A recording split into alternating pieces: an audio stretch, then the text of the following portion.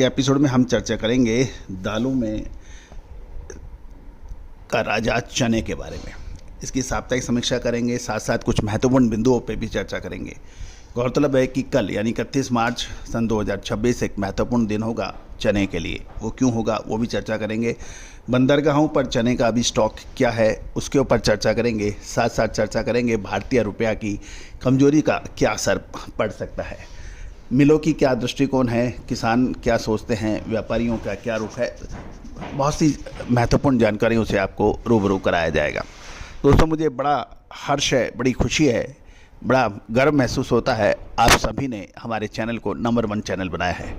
दोस्तों, कहा जाता है एग्रो कमोडिटीज़ के अंदर आप अपार इसमें अवसर हैं, अपॉर्चुनिटीज़ हैं, पोटेंशियल्स हैं, लेकिन इसके लिए अग्रिम विशेष रिसर्च रिपोर्ट चाहिए।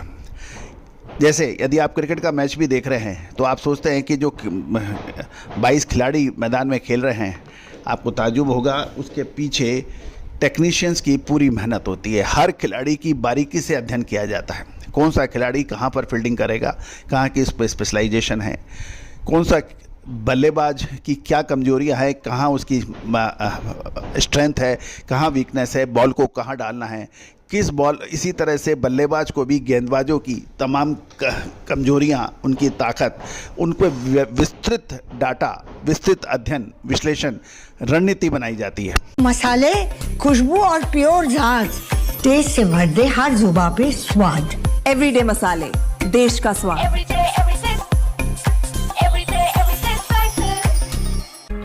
और तभी वो मैच कोई जीतती है, हारती है। तो आपको लगता है कि खिलाड़ी मैच जिता रहे हैं।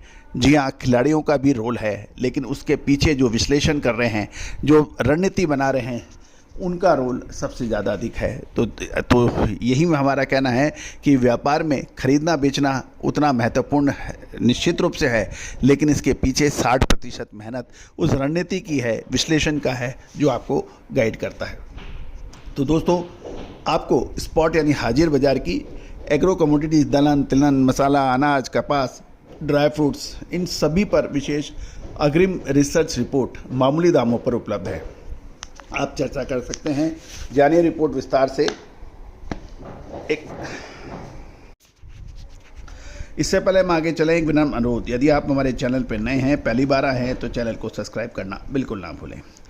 खबर निकल के आ रही है कि चना बाजार में अब विशेष हलचल के संकेत मिल रहे हैं।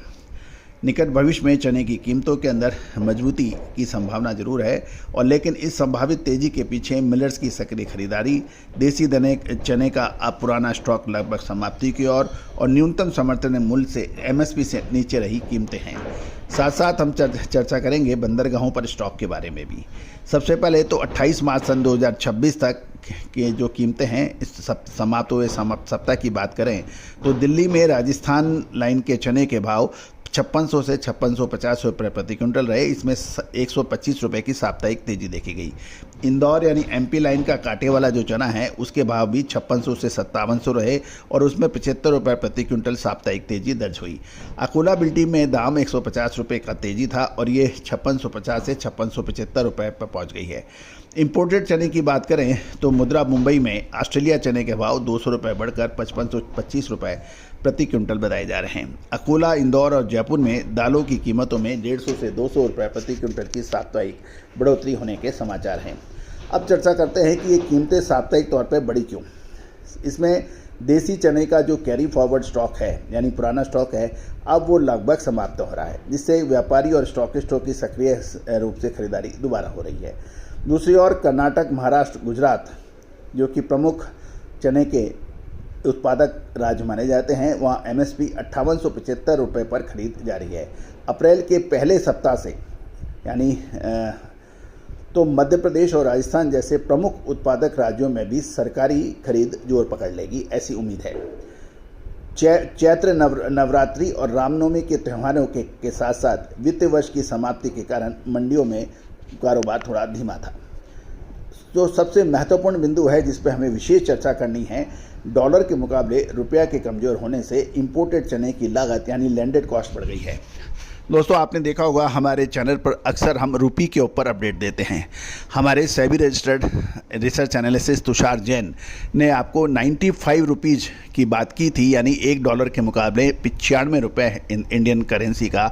इसका अग्रिम विश्लेषण आपको 4 दिन पहले दिया था, आप चैनल पे देख सकते हैं। दोस्तों क्यों हम आपको रुपी के बारे में अपडेट देते हैं, क्योंकि जो कृषि उपज यानी एग्रो प्रोडक्ट हमें इंपोर्ट करने पड़ते हैं, चाहे वो दालें हों या फिर खाद्य तेल हों, उनके दाम में उतार चढ़ाव का सीधा संबंध भारतीय रुपये की कमजोरी और मजबूती से होता है। यदि भारतीय रुपया कमज़ोर होगा तो हमें आयात करने में ज़्यादा पैसा लगाना पड़ेगा, और यदि हमारा भारतीय रुपया अमेरिकी डॉलर के प्रति जितना ज़्यादा मजबूत होता जाएगा, हमें उसकी पेमेंट उतनी ही कम करनी पड़ेगी। तो हमारा जो आयात बिल है उसमें सबसे बड़ा खाद्य तेल, कृषि उपज में, और दालें सबसे अहम मानी जाती हैं।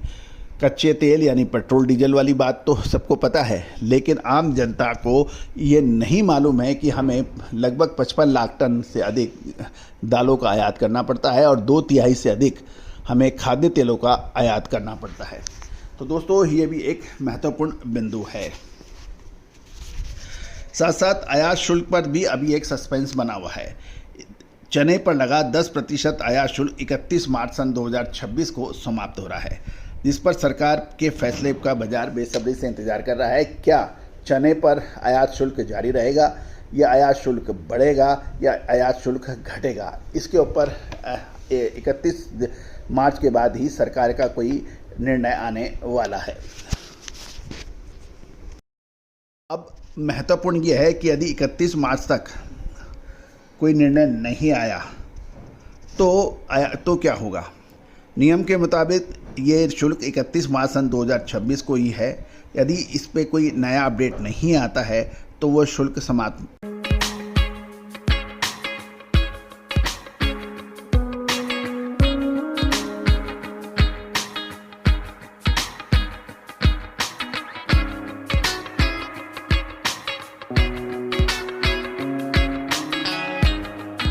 किया जाना माना जाना चाहिए, हमारा मत ये है। अब अंतर्राष्ट्रीय बाज़ारों की भी चर्चा कर लेते हैं। ऑस्ट्रेलिया जो कि प्रमुख निर्यातक देश चने का भारत को माना जाता है, और तंजानिया, इन 2 राष्ट्रों पे हमारे को सबसे बड़ी नज़र रखनी होती है।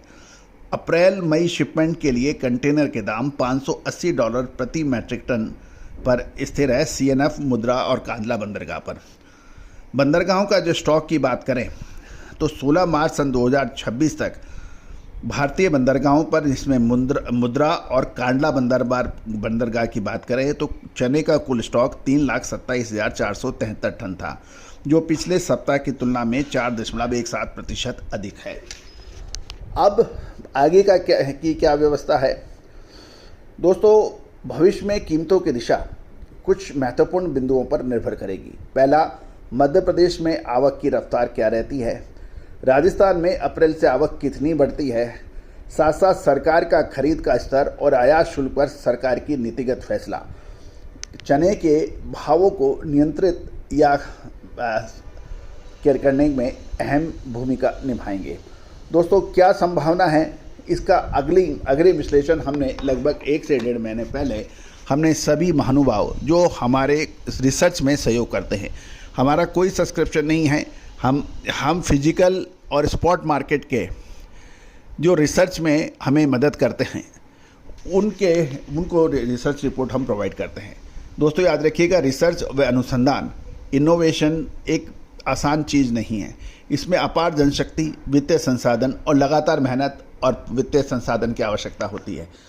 दोस्तों भारतीय अनुसंधान पद्धति सदियों से विश्व में अग्रणी रोल प्ले करते आई है, लेकिन पिछले कुछ सालों में यानी 100-150 सालों से भारतीय अनुसंधान पद्धति को नष्ट करने का प्रयास किया गया। हमारी भाषा, हमारी विज्ञान, हमारा ज्ञान, हमारा अनुसंधान सबको नष्ट करने का प्रयास किया गया और किसी हद तक वो कामयाब भी हुए। लेकिन कहा जाता है कि आप समूल किसी भी विद्या, किसी भी जाति, किसी भी नस्ल या किसी भी कृषि उपज को आप समूल नष्ट नहीं कर शुद्धता ऐसी जो हर घर की पसंद बने। सुधा महेश ठक्कर, हल्दी के विश्वसनीय निर्यातक। आज ही संपर्क करें। सकते। कहीं ना कहीं अवशेष जरूर होंगे और इन अवशेषों को ही हमने सहेजने का काम पिछले 25 सालों से किया है और ये साबित किया है कि भारतीय अनुसंधान पद्धति बहुत कारगर है।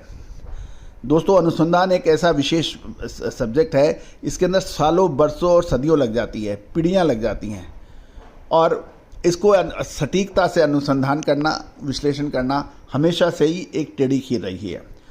विदेशों में इस चीज़ की कदर सबसे ज़्यादा हो रही है। आज Australia, Tanzania, Africa, Asian countries, European countries, America में आज भारतीय अनुसंधान पद्धति का डंका बज रहा है। दोस्तों, क्या आप भी फ़ायदा उठाना चाहते हैं? संपर्क करें, नंबर स्क्रीन पे दिए हुए हैं। All the very best, good luck, happy trading.